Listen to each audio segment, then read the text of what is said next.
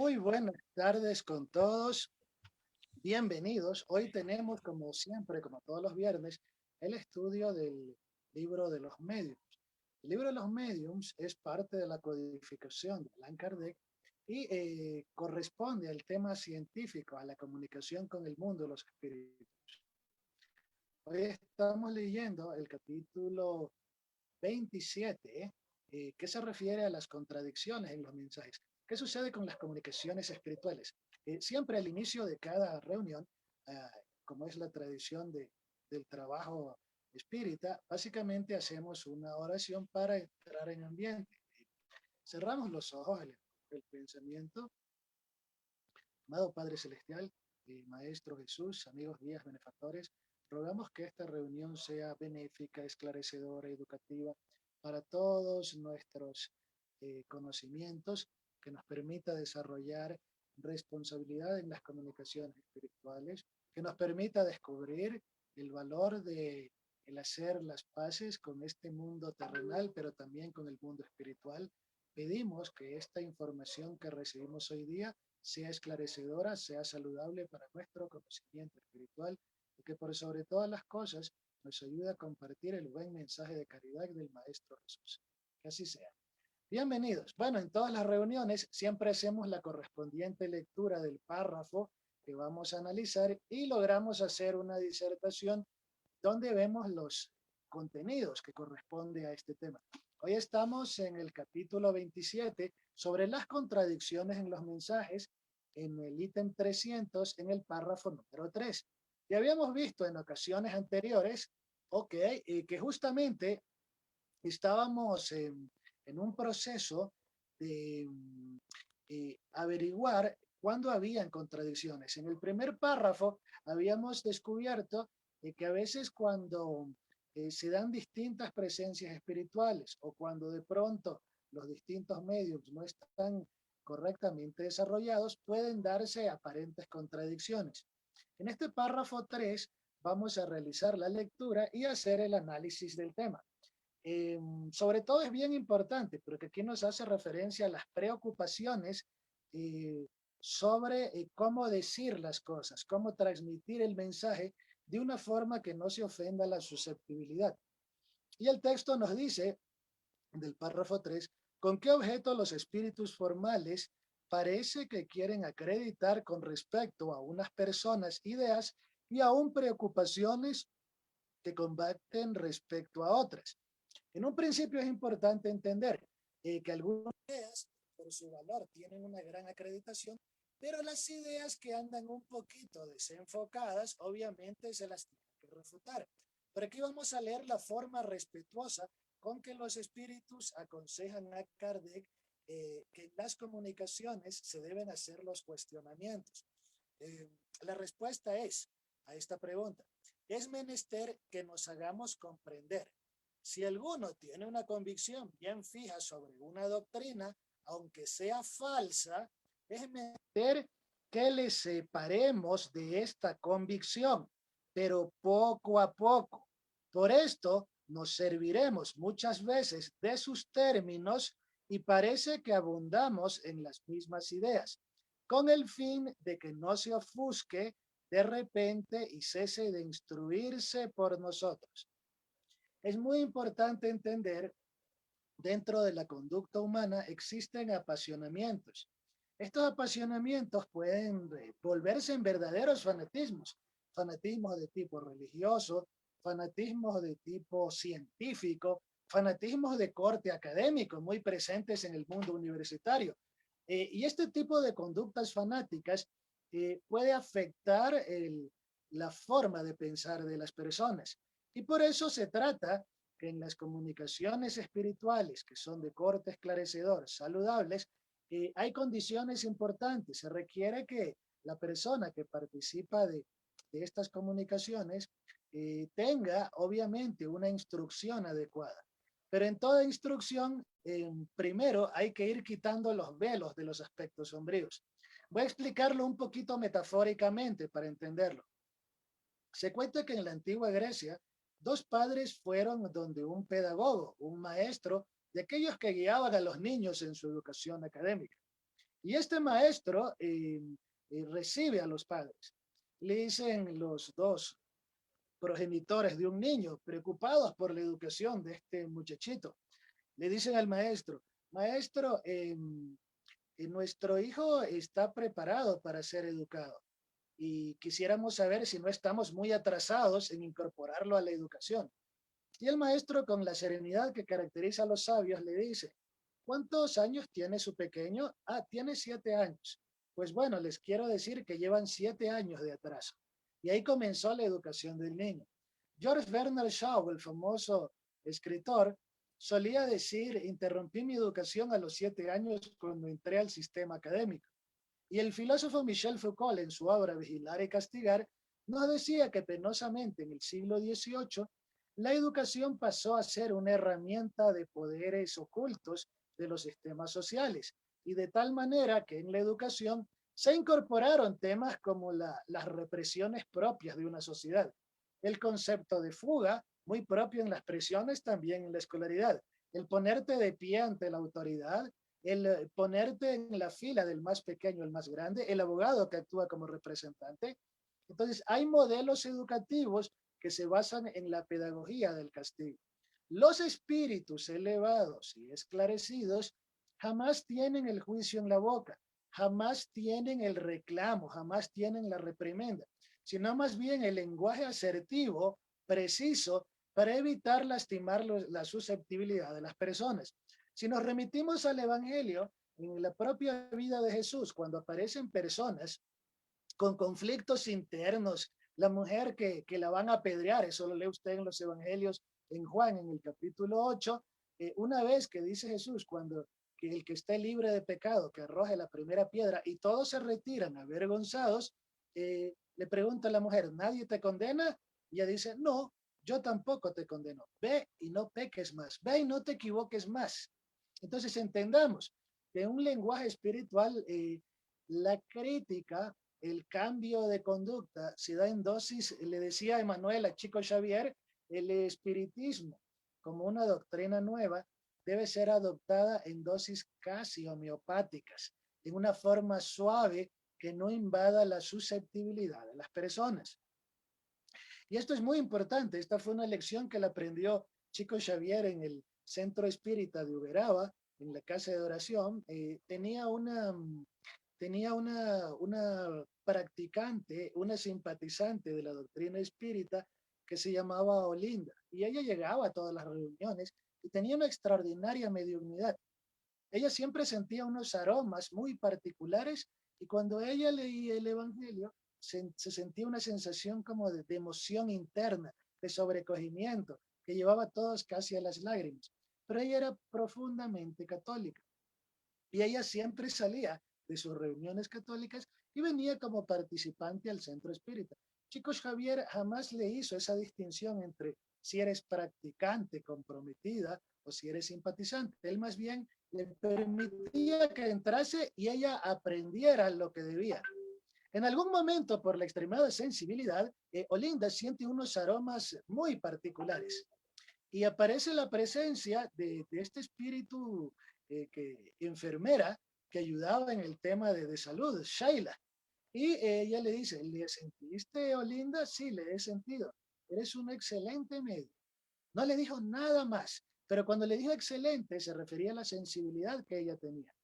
Y años después, Olinda, por propia vocación, abrazó la fe espírita, la fe razonada de característica espírita, y terminó trabajando en el hospital de Pénfigo, donde se atendían patologías de la piel, que era financiado en gran parte por la obra mediúnica, por los textos que escribía Chico Xavier. Entonces, entendamos que los espíritus van a tener un lenguaje de exigencia en base a la evolución del espíritu con el que se comunican. Cuando Chico Xavier tiene sus primeras conversaciones con Emmanuel, le pide tres cosas. ¿Y cuáles son las tres cosas que yo necesito para ejercer la mediunidad, el servicio a la obra espiritual? Solamente tres cosas. Trabajo, trabajo y trabajo. En Chico, los rangos de exigencia, por su notable mediunidad, por lo avanzado de su espíritu, evidentemente eran mayores. Y los espíritus esclarecidos van a comunicarse con un lenguaje que no resulte ofensivo, con un lenguaje que sea semánticamente entendible, pero por sobre todas las cosas, con una estructura que no suene a regaño, que no suene a ofensa, que no suene a maltrato. ¿Por qué? Existe algo dentro de la psicología que popularmente le llamamos susceptibilidad. Carl Gustav Jung hablaba de algo que se llama transferencia. La transferencia es la imagen inconsciente como un estudiante, como el paciente, como la persona que está de subalterna en un proceso didáctico de aprendizaje, mira a quien le instruye. Si la imagen de quien enseña y de quien transmite la información sea una persona encarnada o sea una persona del mundo espiritual, resulta regañadora, va a generar esa imagen castigadora en el individuo distintas reacciones. James Wiley, uno de los practicantes de psicología junguiana, afirmaba que las transferencias tienen distintos niveles. Hay una transferencia edípica. La persona cual mito de Edipo, que se revela a su padre y lo asesina en el mito griego, la persona que hace transferencia edípica, acá en Ecuador les llamamos contreras. Es un término muy ecuatoriano. Esa persona que está en contra de todo, que vive criticando, que vive renegando, y es muy habitual, sobre todo en las redes sociales, creo que más de uno damos rienda suelta a ese que está en contra de todo. Y esa persona que es de transferencia edípica automáticamente genera conflicto.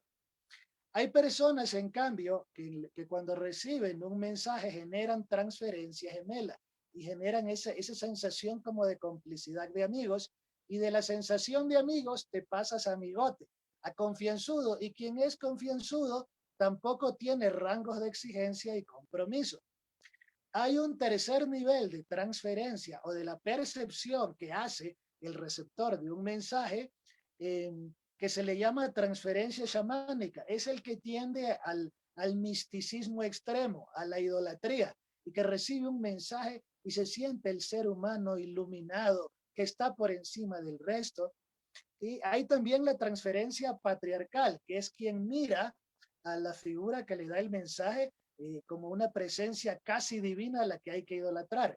Entonces, también existe dentro de las comunicaciones lo que se llama contratransferencia, hablando en lenguaje psicológico, que es la imagen que quien establece el mensaje puede generar de la persona que lo recibe. Entonces, es importante entender que en toda relación de comunicación hay una imagen transferencial de quien recibe el mensaje y hay una imagen de contratransferencia.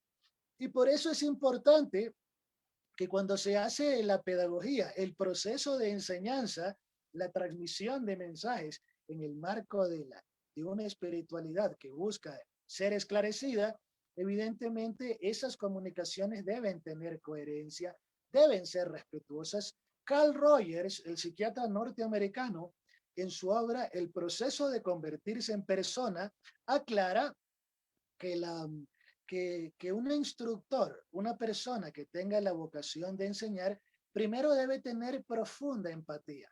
Debe hablar en un lenguaje adecuado al crecimiento psicológico o espiritual de la persona.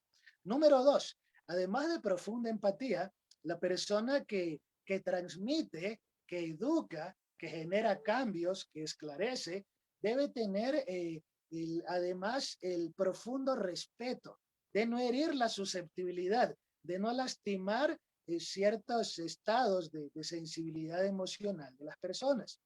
Y número tres, debe por sobre todas las cosas tener esa autoridad moral, esa coherencia que le permita que su mensaje tenga credibilidad. Entonces, si entre las muchas características que cita Carl Rogers a la hora de transmitirse un mensaje, debe haber empatía, entendimiento con el otro, debe haber sensibilidad para no lastimar a la persona, sino un lenguaje con contenidos adecuados, y además debe haber esa autoridad muy propia del que transmite la información. Ese mensaje va a ser útil, va a ser saludable, va a ser esclarecedor. Por lo tanto, es muy importante y esto lo entendemos, si es que se trabaja con seriedad en los procesos de esclarecimiento, de transmisión de mensajes, hay que tener delicadeza, empatía en las formas como nos comunicamos con las personas. En alguna ocasión, y esto lo pongo como una historia que nos puede resultar ejemplificadora, y una señora que tenía un esposo alcohólico con una adicción de esas terribles, de esos alcohólicos que venden las cosas de la casa, de esos que no van a trabajar y encima le vienen a cobrar deudas por sus adicciones. Y esta señora venía a visitar al medium Chico Xavier y se quejaba, decía, mi esposo vive una tragedia y a mí me ha arruinado la vida y, y ya no le soporto más. Y le dice, Chico, bueno, por lo menos perdona 70 veces 7, pero si ya en estos 30 años que estoy casada con él, le he perdonado más de las 400 veces, de las 490, del 70 veces 7. Sí, pero cuando tengas bien llevado tu perdón, lo vas a hacer 70 veces 7, pero al día. Y bueno, ella continuó con esa relación tormentosa con ese esposo porque en el fondo le seguía queriendo. Se dan esas relaciones de codependencia, esas transferencias gemelas. Y años después el hombre fallece. Y ella llega muy acongojada a pedir si Chico le podía dar un mensaje benéfico, un mensaje sobre aquel espíritu que había partido. Y él dice, oh, cómo sufro, mi esposo ha partido, ¿cómo está él? ¿Cómo se encuentra? Y Chico le dice muy amorosamente, él está bien y le ama mucho, ya no se preocupe por él, preocúpese por usted. Y ella se fue. Y entre algunos mediums sensibles que estaban allí, estaba también Vivaldo, le dice, oye, pero el hombre sigue atormentado con su adicción al otro lado, es un espíritu terriblemente obsesado. Y Chico con esa nobleza que le decía, sí, pero ¿para qué hacer infeliz a esa mujer? Yo no dije una mentira, solo pospuse la verdad. Aprendamos a hablar con la delicadeza de posponer la verdad. En el lenguaje espiritual las cosas se hacen de esa manera y evidentemente esa es la forma como funciona. Pero también entendamos que los seres humanos como sujetos, por nuestro desarrollo espiritual, por nuestras vanidades personales, nos vemos abocados a actuar de distintas formas. Ustedes revisen la historia, hay personas que tienen la tendencia a vivir en conflicto, a rebelarse. La sociedad propia de la comunicación virtual de ahora nos hace muy narcisistas y muy exhibicionistas en redes sociales. Y muchas veces todos caemos o hemos caído en ese juego de la pelea, de la discusión. Y hay personas, en cambio, que por su madurez van alcanzando la serenidad, van evitando la confrontación innecesaria que desgasta la comunicación, que resulta ofensiva, que lastima. Si usted mismo revisa los capítulos del Evangelio, va a encontrarse que en la época de Jesús habían muchos profetas y sabios, alguno que otro charlatán, pero estaban dos personajes que por su elevación moral e intelectual brillaban. El uno era Juan el Bautista y el otro era Jesús. Juan el Bautista actuaba con una transferencia edípica. Decía el filósofo Facundo Cabral, verle a Juan el Bautista criticando a Herodes, que se había juntado en una relación clandestina con Herodías, matando a su propio hermano, y verle a Herodes verle a Juan el Bautista con esa crítica al emperador, era como alguien estar gritándole a un político en la actualidad. O sea, era un acto de profundo levantamiento, casi agresivo. Jesús, en cambio, siempre guardaba silencio, mantenía la sobriedad, porque en Jesús había una vocación por el pacifismo, por cuando lo van a elegir rey, apartarse de todos esos cultos al poder que desaforadamente buscaba su pueblo. Si usted va al siglo XX, también va a encontrar en los activistas del movimiento afro-norteamericano el que hacía transferencia edípica y lo quería hacer todo lanzando piedras y haciendo rebeliones en el movimiento afro, y el que lo hacía desde el discurso de la no violencia. En Estados Unidos, Malcolm X hacía transferencia edípica, era una especie de hombre con conducta de rebelión, con una conducta, diríamos en lenguaje junguiano, con arquetipo del guerrero, que trataba de hacer protestas y renegar. Y en cambio, desde una óptica más de transferencia, diríamos, chamánica, de sabiduría, de inteligencia, usando el lenguaje junguiano, Martin Luther King trataba de transportar a un mensaje del amor. Y efectivamente, con el tiempo y las aguas, ambos activistas de los derechos afro fueron asesinados por distintos fanáticos. Y dentro del imaginario norteamericano quedaron ese par de figuras arquetípicas. El hombre que quería hacer una revolución a partir de la ira, de la rebelión, Malcolm X, y el hombre que lo logró desde una forma pacífica con el discurso de Jesús, Martin Luther King. Entonces, hay muchas formas de interpretar y reaccionar frente al mensaje. Pero lo más valioso de esto es entender que la comunicación que se hace en un entorno educativo, en un entorno esclarecedor, debe tener ese tipo de vocabulario empático, de vocabulario respetuoso, que no lastime la susceptibilidad, pero que no pierda su grado de exigencia. Entonces, es muy valioso que reflexionemos sobre esas características del mensaje de tipo espiritual. A más desarrollo tiene el interlocutor o el receptor, más grande va a ser el tipo de exigencia que se recibe en un mensaje espiritual. Pero en la medida que el individuo va desarrollando su madurez, esa exigencia obviamente va a ir elevando. Pero en individuos que necesitan más bien acogimiento, el mensaje tiene que ir de acuerdo a lo que necesitan. Hay una historia muy interesante y con eso entramos para leer la segunda parte del párrafo y no desviarnos del contenido, de cómo manejaba Francisco de Asís el trato con los frailes que le acompañaban.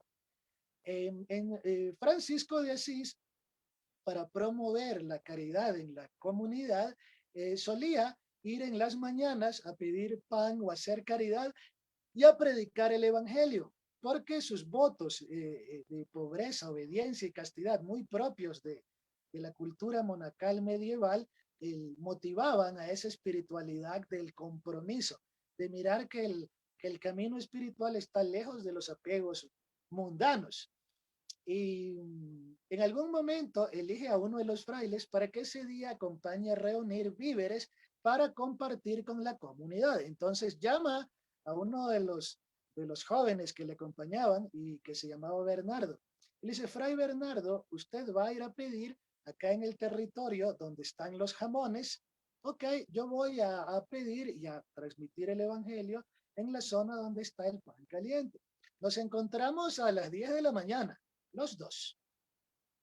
Bueno, pero resulta que Fray Bernardo, según cuentan las geografías, que a veces son más leyenda que realidad, pero el dato pedagógico es lo que nos interesa, Bernardo se retira y recoge los más deliciosos filetes de jamón, las piernas de jamón que le van entregando. Pero resulta que era en la mañana y él no había comido. Y parece que el hombre era bien rellenito y tenía ganas de comer y cae en el deseo de comerse todo lo que le dieron. Entonces ya Francisco le estaba esperando en el punto acordado a las 10 de la mañana y el pobre Bernardo con una culpa que se tapaba la frente, ese gesto de culpa que hacen los niños cuando han cometido un error mirando al piso y ahora qué le digo a Francisco. Luego llega con la bolsa vacía y todo acongojado. ¿Qué te pasó, hermano Bernardo? Ya sabiendo o intuyendo lo que pasaba. Ah, nada, Francisco, soy un miserable. ¿Pero qué te pasó? ¿Qué hiciste? Es que soy un miserable. ¿Por qué le dice Francisco? Es que me comí toda la carga de jamón que teníamos para compartir con nuestros hermanos. Él le dice, pero has hecho bien, has actuado con actitud evangélica. ¿Y por qué actué con actitud evangélica? ¿Qué dice nuestro maestro en el Sermón del Monte? No sé qué cosa diría, dice. Nuestro maestro dice, no hagas como el ser humano que acumula, ok, haz tesoros en el cielo, ok, no hagas tesoros en la tierra donde la polilla y el orín corrompen. Haz tesoros en el cielo porque donde esté tu tesoro, ahí estará tu corazón. Tú en cambio no acumulaste nada y como no acumulaste nada, eres muy llevador de la vida del evangelio. Y Bernardo entendió que esa fue la forma dulce de Francisco de regañarle. No hubo un reclamo, no hubo ninguna ofensa y nunca más se volvió a comer el jamón que debía compartir con sus hermanos. Veía el otro día la historia de los sobrevivientes de los Andes, de este par de estos 16 sobrevivientes que, que en el vuelo 571 de, de unos jugadores de rugby que iban a visitar Chile, eran unos muchachos uruguayos, y se estrellan en las nieves perpetuas de los Andes en Chile. Entonces, dos brigadistas del grupo que estaban pasando hambre y tuvieron que llegar al tema de la antropofagia, que es un tema que estoy leyendo mucho en estos días porque me toca hacer una capacitación de temas de criminología, donde se analizan estos perfiles humanos de conducta. Entonces, dos de los sobrevivientes, Roberto Canesa, que ahora es un gran cardiólogo, y, y el otro, Fernando Parrado, se cruzan 60 kilómetros, pero de columnas escarpadas, de montañas escarpadas, y llegan a un sitio y cuando ya encuentran un río y ven a un hombre de estos que estaba haciendo pastar a su ganado, que se llamaba Sergio Catalán, le empiezan a gritar, pero no se oía. Entonces ambos llevaban un lápiz, un papel y llevaban un bolígrafo para escribir. Y entonces ponen una piedrita, escriben el mensaje, sobrevivimos a un accidente, necesitamos ayuda, y lanzan la piedra. Lanzan la piedra y este arriero, que por esas sincronías de la vida, diría Jung, había llegado al lugar, toma el papelito, pero el hombre no sabía leer.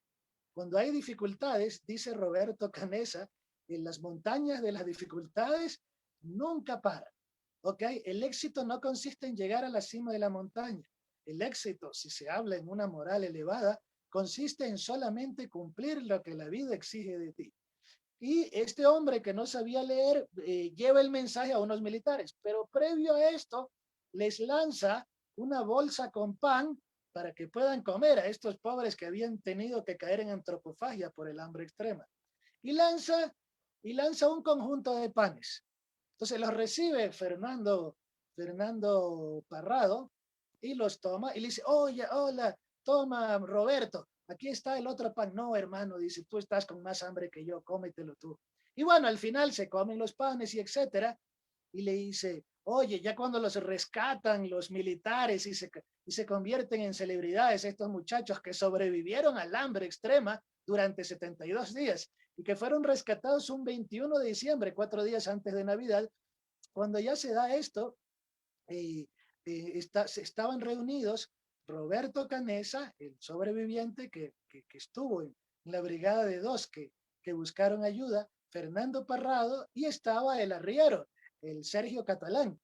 Y entonces dice, en ese tono uruguayo tan bonito, le dice Roberto a Fernando, dice, oye, che, gracias por ese pan que me compartiste. Esos dos panes nos salvaron la vida, pibe.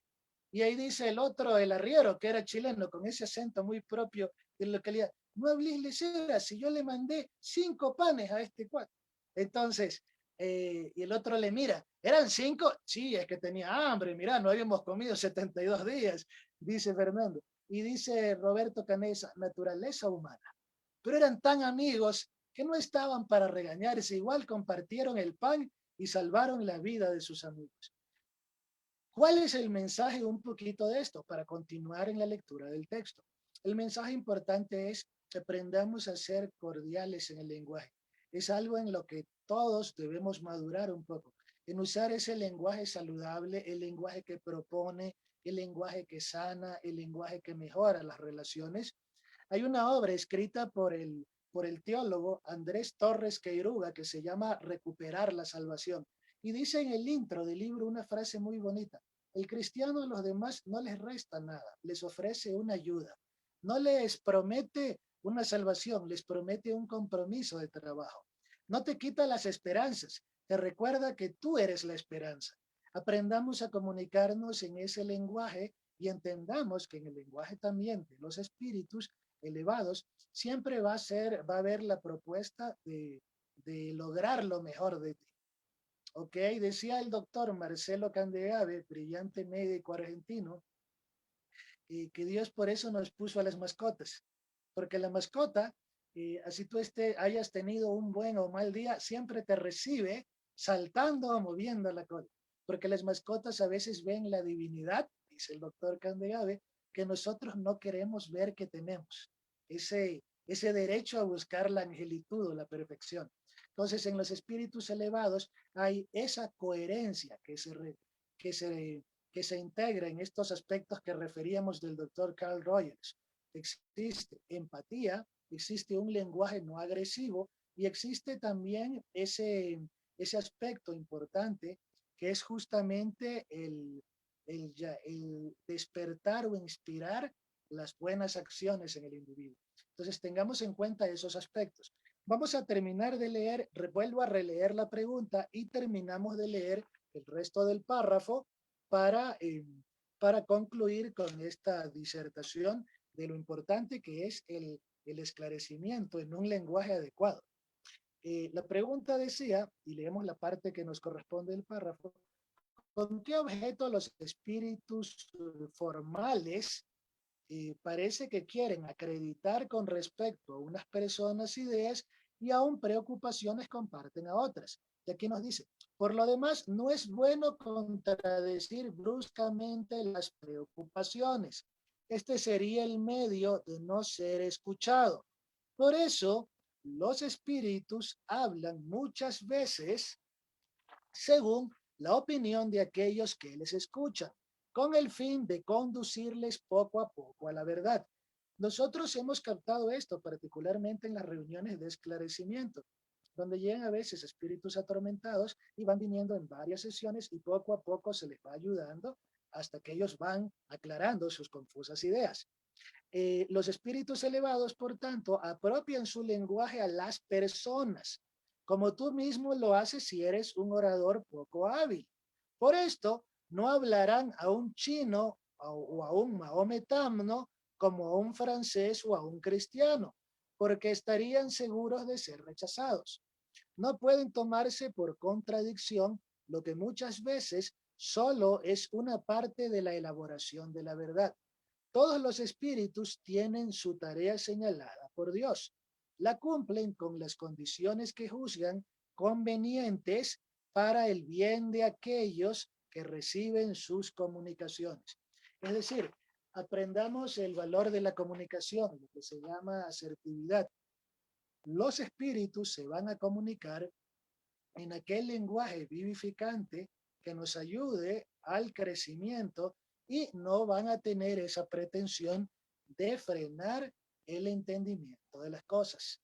El, el hablar en un lenguaje represivo va a generar transferencia edípica, va a generar el alejamiento de quien recibe el mensaje y más bien es el generar siempre una comunicación de características saludables.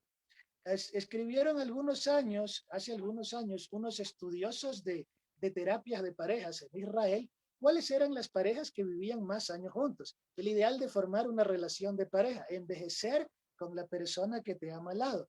Y descubrieron cosas tan sencillas como esta. Las personas que conviven en una comunidad comprometida, en una relación de pareja que dura muchos años, no terminan el día sin pedirse disculpas si hubo un exabrupto. Esas personas que no se hablan 3 días, 3 meses, ahí hay un problema de comunicación severo. Y las personas que se logran querer aprenden con el tiempo a no juzgar su interlocutor, a la otra persona.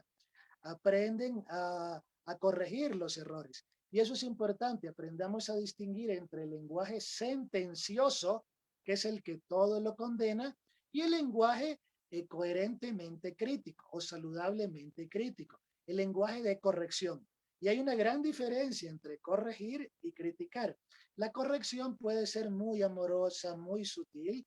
Normalmente, por eso es que en la vida se nos rodea de personas que ponen a prueba nuestra paciencia para que aprendamos a desarrollar esa habilidad. No sé si les habrá pasado a ustedes. Cuando una persona tiene el lenguaje de padre, todavía es muy regañador. Cuando tienes el lenguaje de abuelito, aprendes a hablar con esa sabiduría a tus nietos que no le tenías para regañar a los hijos. Y por eso es que hay veces que los hijos de un hogar le tienen una envidia a sus propios hijos porque dicen, oye, mi padre no me regañaba. Sí, a mí me regañaba durísimo. Ya cuando uno está de abuelito, está en el segundo tiempo de la vida, y en ese segundo tiempo es la edad de la sabiduría. James Wiley, este escritor junguiano, decía que los seres humanos pasamos varias edades de la vida. Una edad una edad del adolescente que vive, disfruta, es muy sensorial. Luego viene una edad de seriedad, donde asumes compromisos de hogar, laborales. Luego viene una etapa medio fálica, guerrera, donde la persona quiere ganar dinero, competir. Pero finalmente llegas a la edad de la sabiduría. En en el pueblo maya decían que esa edad llegaba a los 52 años. Si lo estudiamos desde la psicología, podemos decir que hay edades cronológicas y hay edades de tipo, y hay edades más bien de tipo intelectuales, psicológicas. Entonces, la madurez llega en la medida que el ser humano ha trabajado su espiritualidad o ha vivido experiencias que fortalezcan esa espiritualidad. El doctor Melvin Morse, el mayor estudioso de experiencias cercanas a la muerte en niños, suele reflexionar que aquellos pequeñines que tuvieron por accidentes, por problemas físicos o de salud, que aquellos niños que tuvieron experiencias cercanas a la muerte, cuando llegan a la adolescencia, no tienen los mismos problemas de precocidad sexual, de violencia, de pandillas, de drogas que tienen otros chicos, porque el haber vivido una experiencia profundamente espiritual les hace despertar a nuevos niveles de conciencia. Entonces, la madurez depende de cuán bien hayamos procesado nuestras experiencias. Y esa madurez se traslada a un lenguaje que comunicacionalmente es empático, es cortés y tiene esa autoridad moral de la que nos hacíamos referencia, que hace inspirar al otro a ser mejor. Entonces, desarrollemos mucho esa psicología de la alteridad en nuestro lenguaje, en el mundo terrenal y en el lenguaje y en el lenguaje también con el mundo espiritual. Recordemos una cosita, que evidentemente son muchas vidas con las que venimos de desórdenes en la conciencia, en la sombra colectiva, de nuestros errores atávicos, ese error de comunicarse. Hay personas que vienen de familias con humor negro, con un lenguaje medio grotesco y necesitan generaciones. Usted cuando se traslada a ciertos países europeos, se usan muchas palabrotas y uno recuerda, acá han habido guerras civiles, acá han habido una primera y una segunda guerra mundial y evidentemente ese tipo de situaciones marcan las constelaciones familiares, tribales y colectivas de una sociedad. Las culturas latinas a veces somos mucho de lenguaje diminutivo, un ratito, un momentito, y a veces también bajo ese lenguaje melifluo, a veces llegamos a ocultar grados de ira o de violencia. Es decir, no hay ninguna cultura que tenga una manifestación de lenguaje perfecto. Pero si nosotros estudiamos el Evangelio, lo vamos a estudiar en función de lo que es, de un lenguaje del amor. Y ese lenguaje del amor que nos enseña a ser solidarios, empáticos, a tener la autoridad moral que solo te da la caridad y el respeto, y nos tiene que ir enseñando poco a poco, paulatinamente, a generar un lenguaje saludable. Me encanta lo que dice este párrafo 3 del ítem 300 del capítulo 27 del libro de los medios, que la incorporación a un proceso es poco a poco, no violentamente, sino más bien es con esa forma de ser muy respetuoso. Por eso es que en la doctrina espírita usted no va a ver al activista belicoso quemando, haciendo, quemando llantas, que hay personas que en proceso de ley de destrucción se ven abocadas a eso, eh, sino más bien es una construcción a través de las ideas. A través de las ideas podemos construir un lenguaje saludable, solidario, afectuoso. Yo recuerdo, dentro de las muchas anécdotas de la maravillosa Madre Teresa de Calcuta, en alguna ocasión la Madre Teresa tuvo muchos críticos por el simple hecho de no estar a favor del aborto.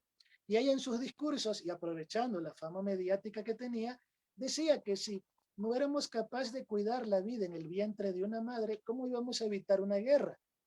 Entonces, periodistas como el agnóstico Christopher Hitchens, que tenía una conducta un poco beligerante, que apoyaba guerras en el Golfo Pérsico, se declaró enemigo de la Madre Teresa de Calcuta y criticaba su forma de fe, su forma de vida. Cuando le leían los periódicos a la Madre Teresa, las hermanas de caridad, preocupadas por lo que él decía, no se preocupen, dice, eso es lo que él opina, nosotros tenemos enfermos que necesitan de nosotros. El, alguna vez le preguntaban, madre, ¿usted qué opina de los hombres que ejercen política? Ella decía, yo no puedo darme el lujo de la política. La última vez que escuché a uno, se me murió un ancianito. Nunca criticó al político.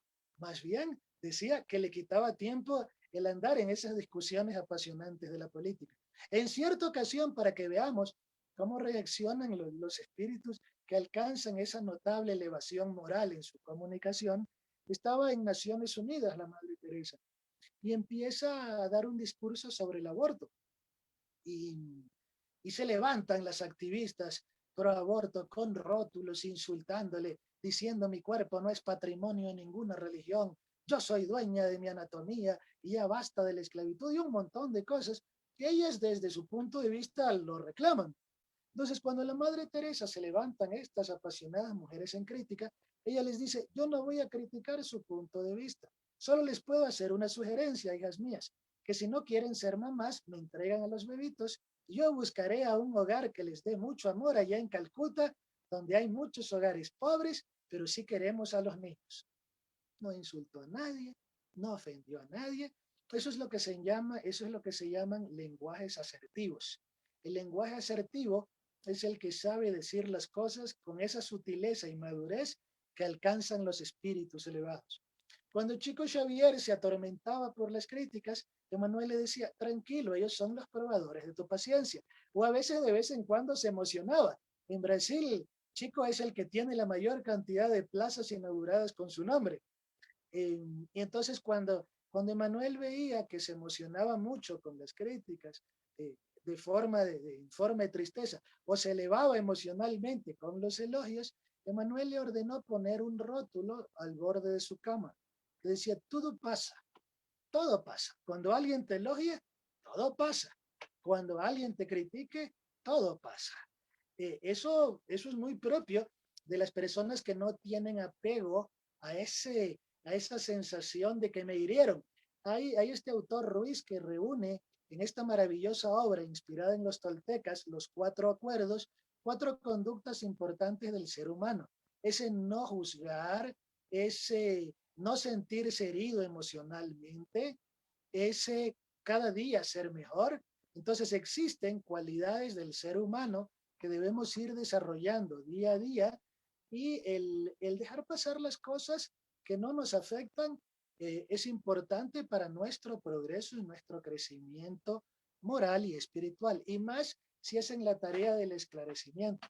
Eh, Dicen en los textos de Divaldo Pereira Franco, en esta obra de atendimiento fraterno, que es importante utilizar el léxico psicológico solo o el léxico de esclarecimiento, solo entre personas cuando se usa el lenguaje especializado.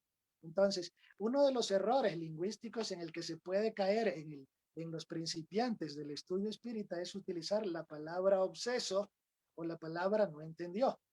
Cuando alguien no comprende algo, rapidito se nos cruza la idea de obseso. Y eso pasa también en el mundo de la psicología. En la psicología es facilito. Este no conversa con nadie, es esquizoide. Este de acá cree que todos le acusan paranoico. Este de acá se cree el más bonito de la película, narcisista. Y por eso es que hay corrientes de la psicología que se llaman psicología positiva, que busca sacar de las sombras del ser humano los factores morales, éticos, espirituales del individuo. Entonces, propendamos a una comunicación que encuentre los tesoros del alma humana. Hay una historia muy bonita que me la contó un profesor era un profesor que me enseñaba literatura y guión en, en la Academia de Comunicación Social hace unos 20 años atrás. El maestro Arturo Vergara escribió un libro para los que hacen cine y televisión, educado en, en Rusia, en la Rusia de hace algunas décadas atrás, nos contaba que hay una historia que se llama La Rosa de Oro. un poquito para que veamos cuáles son esos tesoros que deben haber en la comunicación. Resulta que cuando los franceses en la época napoleónica querían colonizar todo el mundo y por ahí quisieron invadir México, sale herido un soldado de nombre Jean Chamet. Y Jean Chamet es dado de baja por la herida que tenía en la pierna. Y su general le encarga a que lleve a una pequeñita a París, la pequeña Suzanne. Y la pequeña Suzanne tenía los ojos más tristes del mundo. Y Jean Chamet, para romper el hielo, le pregunta, ¿qué te pasa? ¿Por qué tienes esa mirada tan triste? Es que mi padre ha vivido de guerra en guerra, nunca he tenido amigos, no he tenido un hogar, vivo de ciudad en ciudad, no tengo un horizonte a dónde ir. Y él intentando consolarla, le lanza un cuento como el que uno le diría a un niño para consolarle. Y le empieza a contar, es que nadie te ha regalado una rosa de oro. ¿Y qué es una rosa de oro? Entonces le dice, verás, una vez había una señora que era muy pobrecita y todos sus hijos migraron para tener una vida mejor. Y ella todos los días tenía una rosita de oro en un altar donde hacía sus rezos y oraciones a una figura de la Virgen, de María Santísima, a la que ella hacía oración. Y un día de tanto orar, cuando estaba ancianita, ellos vinieron por ella. Y dice, ¿y tú crees que alguien algún día me regale una rosa de oro? Y Jean Chamet le dice, todo puede ser. Bueno, y con esas conversaciones ella fue por lo menos teniendo un poquito de alegría. Cuando llegaron a París, él la deja en el hogar donde debía refugiarla y él como de sus familiares, y él como jubilado trata, o dado de baja, trata de buscar algún oficio para que el aburrimiento no carcoma su existencia. Y encuentra un oficio de barrendero. Este buen hombre se dedica a barrer las calles. Un día, cuando ya pasan unos 20 años, ve a una muchacha queriéndose lanzar a las aguas del río Sena. Una muchacha muy guapa, con un traje negro y con una mirada muy triste que él la pudo reconocer. Pequeña Susan, ¿cómo estás? Hola, Jean Chamet, ¿qué? ¿Y por qué te vas a lanzar a las aguas frías de nuestro río? Es que tengo un novio y es un alcohólico, es un adicto, me maltrata, me hace daño. Ah, lo que pasa es que no te han regalado una rosa de oro. Y ella sonriendo, Liz, y todavía sigues creyendo en ese cuento. Vas a ver que un día te regalan una rosa de oro. Y él con esa dulzura paternal que le daban los años de experiencia, va y conversa con este muchacho, le da su respectiva regañada, le dice que trate bien a la pequeña Susan, que ya no era tan pequeña, y se retira. No te preocupes, que un día voy a darte tu rosa de oro. Y él todos los días barría más horas que el resto de barrenderos. Y todos los días barría y barría. Hasta que cierto día va al barrio de los orfebres y va con una cuantiosa cantidad de polvo de oro y con un diseño, con un dibujo que había hecho en una servilleta y le entrega a uno de los orfebres del lugar. Oiga, yo quiero que me haga una rosa de oro con estas características. Y le dice, oiga, pero cuénteme usted, ¿de dónde ha sacado polvo de oro un hombre tan pobre como usted? Verá, señor, yo pasé noche tras noche barriendo en las calles de los orfebres, donde ellos limaban y quedaban los fragmentos de oro que ya nadie consideraba. Y yo todos los días cernía y tamizaba, separaba lo malo de lo bueno, separaba lo malo de lo bueno, hasta que en cierta ocasión me di cuenta que ya tenía casi 1 kilo de polvo de oro.